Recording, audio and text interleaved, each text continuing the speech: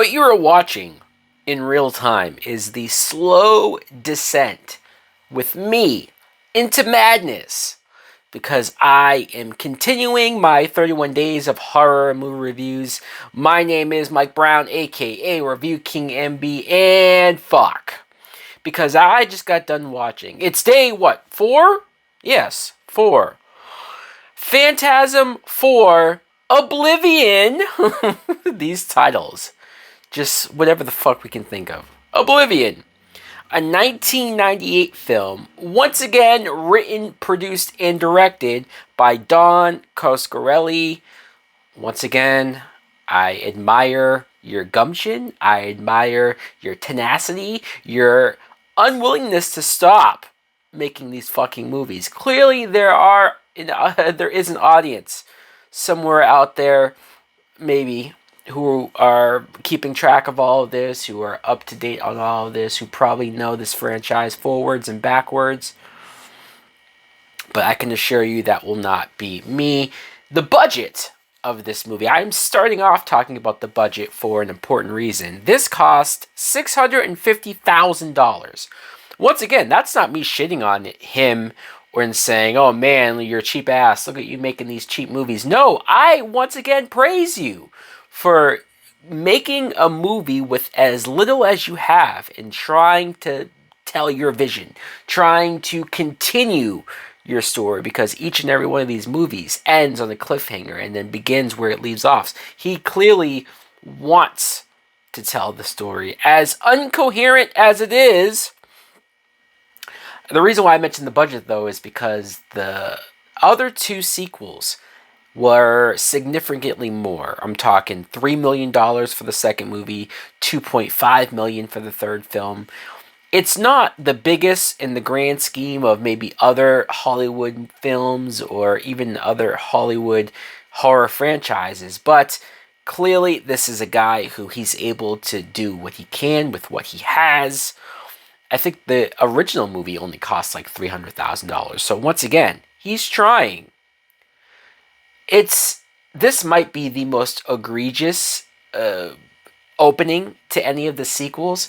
I mentioned previous that I like how every film begins where the last one ends, and seeing this one start, and clearly the tall man, the actor Angus Scrimm, clearly he's like 10 years older. I know it's only been 4 years since the third movie, but he looks like he's 98 years old. And so when he walks into the room and it's supposed to be the same thing from the last, I'm like, no, his hair is way grayer, his face is way more wrinkly. And I'm not saying they should have recast it, or I don't know what they could have done. Maybe put some more makeup on it, maybe convince this guy to use some hair dye. I don't, because it's like, these don't match. And also the idea that he's supposed to be, whether he clones himself, I don't really know if they fully explain that. But there's multiple versions of him, but I guess the clones age. I don't know. You see him, he has Reggie pinned up against the wall with all of those silver balls. That's how the third movie ends. And so you kind of figure, well, as much as I like the Reggie character, he should probably die, right? Like, how the fuck is he going to get out of that situation? Oh, I know. The tall man just says, nah, and takes the balls off of him. I know how that sounds. And he just lets Reggie live. What? Why? I know you don't want to kill Reggie off, but you put him in a situation where he has to die. You wrote a scene, Don, where Reggie has to die. He has to die. You're forcing it with how many times some of these characters narrowly escape death, especially because Reggie is a character that the tall man has been dealing with for seemingly decades now. Even later in the movie, when Reggie is talking to some girl, he says that he's been hunting him for decades. You guys have interacted and been face-to-face countless times, and neither one of you kill each other. Ugh. And I have said, I've gone up and down with Reggie. Like the first movie, I thought he was weird, and then in the sequels, I've enjoyed Reggie a lot more. This film, I thought Reggie's acting has taken a huge, plummet. I'm not going to say he was ever the greatest actor, but his line delivery, for whatever reason, in this particular film, felt very stiff, felt very wooden. It kind of goes across the board because even with that level of performance, if you put Reggie up against Mike, Mike just seems like he's sleepwalking through this movie. Mike seems like he is still in college film school trying to figure out this film, this fan film that he's making. It's rough. A lot of these scenes with Mike is rough. I appreciate that it's the same kid from the first film, now older, but it's not working. You have all these scenes of him narrating because I guess they're trying to explain what's in this guy's head. The previous movie, you saw that the tall man turned Mike into one of his minions, or at least tried to turn him into that. He put one of those silver balls in his head. I'm not quite sure like how it all works or how any of this really makes sense. Why doing that turns Mike's blood yellow. I don't give a shit enough to fully ask these questions, but the question still came up for me. And so Mike has left because he doesn't trust himself. He thinks any minute maybe he could be taken over. He could be turned into an evil person. You get flashes and weird dreams about it. Jody, who is the brother of Mike, so many questions over this Jody brother character and how exactly he's back or how exactly he's being used. I mean, it's weird, it's silly. The one interesting thing, if I had to say anything nice and good about this movie, is that for whatever reason, the director, Don, he used a lot of deleted scenes from the original film. He has all of these scenes, I guess, that never got used. So he just sort of spliced them into this movie as flashbacks or as dreams. And it was interesting to see the same actors reverted to their original self from the original movie, like Jody or like Mike. Like, you can't ever reshoot that. You can't ever do anything to fully make that work years and years later. So him having that original footage and him splicing it in, even if it's kind of confusing, right? There's one scene where him and Jody set this trap and get the tall man hung up on a tree, and then Mike is sort of like he can't sleep because he knows the tall man's hanging up there, and he goes back, and somehow the tall man convinces him to let him go because I'll just leave, I'll just go away, I'll leave the town, and I'll never hurt you again. And Mike falls for this shit and actually lets him off the rope. It's dumb, but it was cool to see the scenes at all, and that he tried to work them in. Reggie, I talked about Reggie. Reggie has a bunch of scenes on his own where he runs into this zombie cop, which was weird because now you have a lot more like zombie characters. I know the whole point is that the tall man kills people, but I thought he just turned them into those little Ewok type people. Now he also has dead people, but they're just zombies. They don't eat or eat your brains. They just kind of act as his other minions. A lot of minions, I guess.